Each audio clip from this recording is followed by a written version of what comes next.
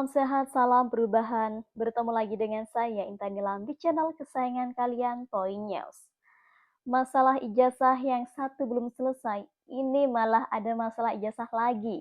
Dan ini dalam lingkup satu keluarga, apa hal semacam ini dijadikan kebiasaan ya? Oke, kabarnya ya kemarin Gibran ini sempat digugat karena ijazah SMA-nya berbeda. Nah, dari kasus ini merambatlah sampai sekarang. Padahal yang ijazah sang ayah saja belum juga final, ini ada lagi turunannya gitu loh. Kayaknya ya, ini PDIP rasanya kecolongan dua kali ya. Yang pertama Jokowi dan yang kedua oleh Gibran.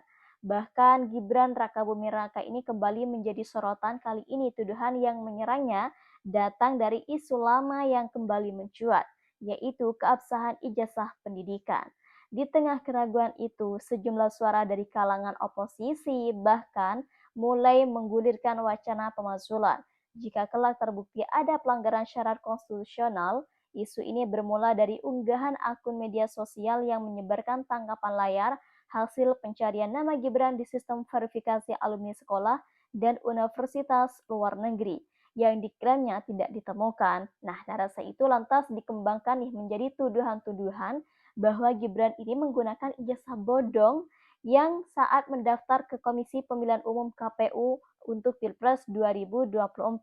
Nah, sejumlah tokoh dari barisan oposisi dan aktivis pro-demokrasi menyebutkan bahwa jika benar ijazah Gibran ini terbukti ya tidak valid atau ya palsu, maka ia bisa dinyatakan melanggar syarat pencalonan dan sumpah jabatan yang bisa dijadikan dasar untuk proses pemakzulan oleh DPR dan Mahkamah Konstitusi MK. Gugatan perdata diajukan oleh Pak Subhan SHMH ke Pengadilan Negeri Jakarta Pusat. Nah, di situ memang menarik karena kan sesuai dengan Undang-Undang Pemilu nomor 7 tahun 2017 dan sesuai dengan peraturan KPU minimal kan SMA. Nah, sekarang kita lihat ijazah SMA-nya Gibran tuh mana? Itu aja udah. Jadi kalau ijazah SMA-nya nggak ada, kan dia katanya dalam berkas yang ada, ini berkas resmi loh ya, yang diajukan ke KPU, udah dipegang oleh Pak Subhan, itu dia hanya 2 tahun bersekolah di yang namanya Orchard Park Secondary School, ya OPSS, itu 2 tahun. Ya, kemudian setelah itu nggak ada ijazahnya di situ. Kalau ada, buktikan ijazahnya. Itu nggak ada. Jokowi dimasalahkan, ijazah Gibran dimasalahkan, nanti sampai ijazah Jakarta dimasalahkan. Ya tapi apapun ikuti proses hukum yang ada. Ya kita semuanya kita layani. Kalau melihat ijazah yang selalu dipermasalahkan ini, apakah juga masih ada orang besar yang ingin ada orang besar masih ada kaitannya sama? Ya ini kan tidak hanya sehari 2 hari, sudah ya, 4 tahun yang lalu sudah ada itu. Ya, kalau yang nafasnya panjang itu kalau nggak ada yang membackup kan nggak mungkin.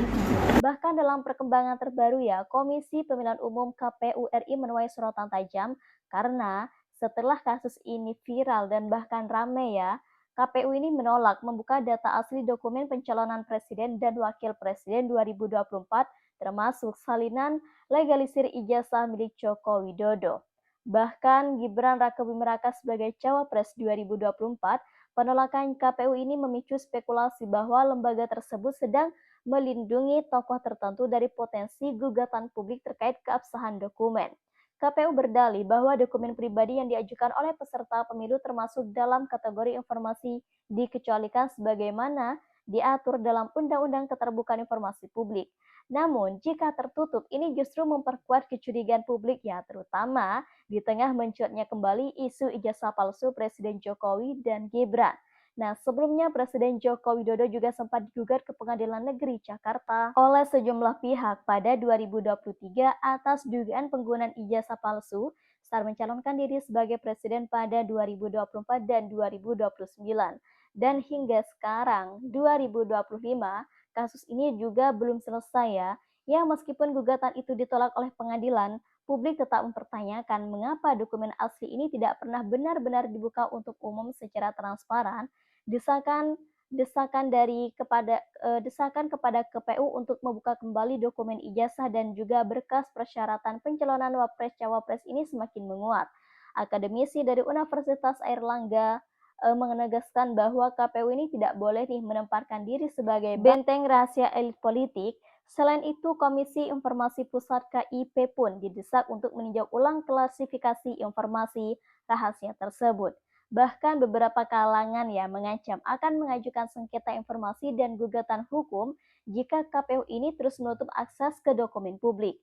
Dengan makin kuatnya tekanan atas keaslian dokumen Gibran dan juga tertutupnya akses KPU terhadap informasi ini, nah wacana pemakzulan Gibran ini kembali digaungkan oleh sekelompok sipil kritis dan oposisi politik. Mereka ini menilai ya bahwa tertutupnya data justru memperkuat dugaan bahwa ada yang ingin disembunyikan. Jika proses hukum atau penyelidikan publik membuktikan bahwa misal nih, Gibran menggunakan dokumen yang tidak sah, maka peluang pemakzulan ini bisa saja menjadi nyata ya. Apalagi jika hubungan Gibran dengan Prabowo ini memburuk dalam waktu dekat, isu ini bisa menjadi kartu politik yang dimainkan oleh kekuatan internal maupun eksternal pemerintah. Langkah KPU yang menolak membuka akses terhadap dokumen pencalonan Gibran tak hanya memancing reaksi keras, tetapi juga mulai mengkonsolidasikan kekuatan sipil untuk membawa persoalan ini ke ranah hukum. Nah, di tengah panasnya isu ini ya, spekulasi tentang hubungan politik antara Prabowo Subianto dan Gibran Rakabuming Raka juga mulai ramai dibicarakan. Katanya, beberapa analis menyebut bahwa Prabowo ini tengah menjaga jarak dan tidak membela Gibran secara terbuka dalam isu ijazah palsu ini. Berbeda dengan cara Jokowi bisa merespons serangan terhadap dirinya, isu ini juga menyulut desas-desus bahwa partai pendukung Prabowo di Koalisi Indonesia Maju mengevaluasi ulang posisi mereka terhadap Gibran. Apalagi jika sorotan publik terhadap skandal ini terus meningkat. Nah, menariknya nih, mayoritas elit politik justru memilih diam. Ketua DPR, Ketua DPD, dan petinggi-petinggi parpol terlihat enggan menanggapi isu ini secara langsung. Bagi banyak pihak, sikap diam itu justru memperkuat kesan bahwa ada ketakutan ya atau bahkan potensi kesepakatan senyap untuk tidak membiarkan isu ini berkembang di ranah formal.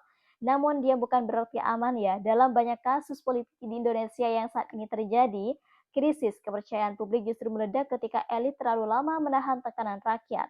Jika pada akhirnya ditemukan fakta atau ya bukti kuat bahwa ijazah Gibran ini memang bermasalah, entah administratif atau substantif, maka langkah hukum bisa dimulai dengan yang pertama, pengajuan hak angket di DPR oleh minimal 25 orang lebih dari satu fraksi. Kemudian yang kedua, rekomendasi DPR ke Mahkamah Konstitusi untuk memeriksa pelanggaran sumpah atau syarat konstitusional. Dan yang ketiga ya, putusan MK yang menyatakan adanya pelanggaran serius. Dan yang terakhir, sidang MPR RI untuk memutuskan pemakzulan secara formal.